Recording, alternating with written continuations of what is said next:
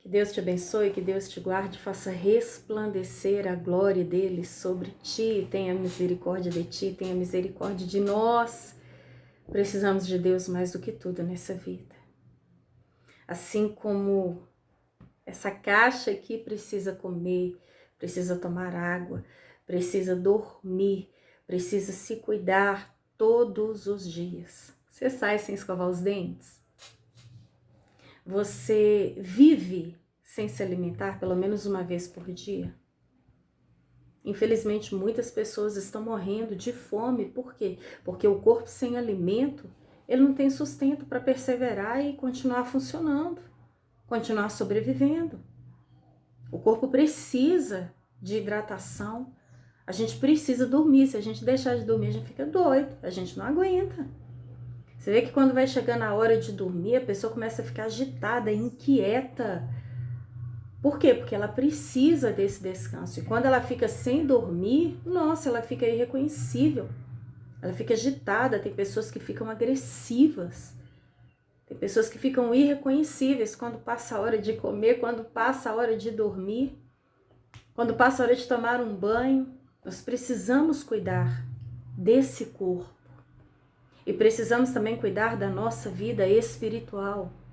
Precisamos cuidar da nossa alma, precisamos ter um compromisso com Deus, precisamos ter aliança, convívio com Deus.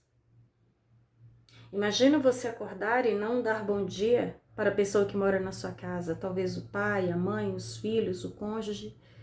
E aí você levanta das costas para aquela pessoa, passa perto dela, finge que não viu. E aí você fica o dia inteiro dentro de casa com ela, sem olhar para a cara dela, sem conversar com ela, sem lidar com ela. Que clima ruim, né? Imagina, agora se põe no lugar de você ser ignorado por ela. De repente o filho passa perto, finge que não te viu, não te considera, o cônjuge, os pais com os filhos. Terrível. Relacionamento assim não dá certo. E você já parou para pensar que Deus está 24 horas conosco? 24 horas querendo ouvir a nossa voz? Hoje eu conversava com uma pessoa que, se nós formos parar para raciocinar, não precisava eu falar o que eu preciso, porque Deus sabe. O Salmo 139 mostra isso claramente. Antes da palavra chegar à minha língua, Ele já sabe tudo que eu vou dizer. Quando Jesus também, em Mateus 6, ensina aos seus discípulos a oração, que nós chamamos de oração do Pai Nosso. Ali também Ele fala que antes de abrir os nossos lábios, Deus já sabe tudo que nós precisamos. Então, por que eu vou orar? Deus está vendo. Ele não tem olhos e vê, a Bíblia fala. Ele não tem ouvidos e ouve. Porque Ele quer você perto dEle. Ele já conhece o som da sua voz, foi Ele quem criou. Mas Ele quer, através da sua voz, você declarando que você precisa dEle, que você o ama, que você espera nele e que Ele é importante para você. Isso é relacionamento. Isso é se importar. Tem gente que vê a oração apenas como uma necessidade. Aí na hora do estreito, tem que orar porque o bicho tá pegando. Não, vamos orar 21 dias direto. A Bíblia fala que nós precisamos orar sem cessar. É o tempo todo estarmos conectados com Ele. Por que você acha que Deus fechou a boca dos leões lá na Babilônia, quando Daniel foi jogado na cova? No mínimo, 3 vezes por dia ele parava tudo, ainda ajoelhava e virava para a janela que dava para Jerusalém e ali ele orava. Deus livra quem tem compromisso com Ele. Deus guarda quem tem aliança com Ele. Deus protege quem confia nele, quem crê nele. Deus socorre aquele que o busca. Imagina, gente. Se eu estou passando um apuros, um aperto, eu começo a clamar, pôr para fora, porque o clamor é um grito, é um desabafo, é como um berro. Eu começo a gritar por ele. Ah, Deus não é surdo, lógico que não. Antes de Deus nascer, ele já sabia cada um dos meus passos. Mas por que a Bíblia fala para clamar? Por que fala para orar sem cessar? Dá o exemplo daquela viúva lá em Lucas 18, que constantemente estava indo ao juiz. Julga minha causa, julga minha causa, julga minha causa.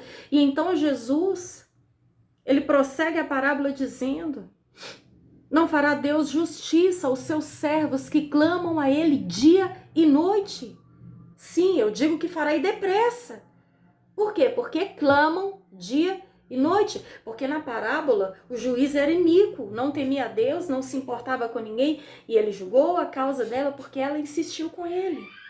Agora imagina se nós todos os dias insistirmos, buscarmos a face, a presença, a graça, a unção, os dons do Espírito, o fruto do Espírito.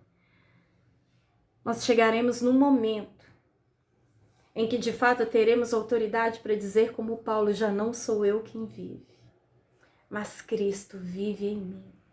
Jesus, o Filho de Deus, se afastava de tudo e todos, ia para um lugar solitário orar, ficar a sós com Deus. Qual foi a última vez que você ficou a sós com Deus? Qual foi a última vez que você falou com Deus e Deus falou com você? Comunhão. É tão bom, né? Eu falo por mim, quando eu tenho oportunidade de estar junto com pessoas que eu amo tanto. Eu quero conversar o tempo todo, matar a saudade. Sabe quando você vai na casa daquele parente que você tá com sono? Mas você não vai dormir e ali vira a noite porque você quer estar perto, você quer conversar. Imagina a presença de Deus conosco 24 horas por dia. E nem sempre a gente diz: oi, obrigada, eu tô respirando. O coração está batendo. Ainda tem vida dentro de mim. Muitas pessoas que não agradecem por nada. Resistentes, duras. Ah, se eu não trabalhar, se eu não colocar dinheiro nessa casa, se não for a força do meu braço, se não for o meu suor. Ai de nós se não for a graça e a misericórdia do Senhor. Misericórdia é essa que se renova todas as manhãs. E juntamente com o amor do Pai, é a causa de não sermos consumidos. Ninguém está de pé porque é bom. Você não é bom o suficiente, nem para salvar seu próprio fôlego de vida. Você não pode segurar o fôlego de vida das pessoas que você mais ama. Você não tem poder de parar uma tempestade, segurar um barranco para ele não causar morte e destruição. Quem é você para paralisar as placas tectônicas na hora daquele tremor terrível de terra? Quem é você para mandar num raio? Quem é você para impedir o vento de soprar? Nada melhor do que se render. Nada melhor do que se dispor e se entregar. Porque se depender de Deus, Ele está pronto. Mas e se depender de mim? Será que o coração está trancado ou aberto?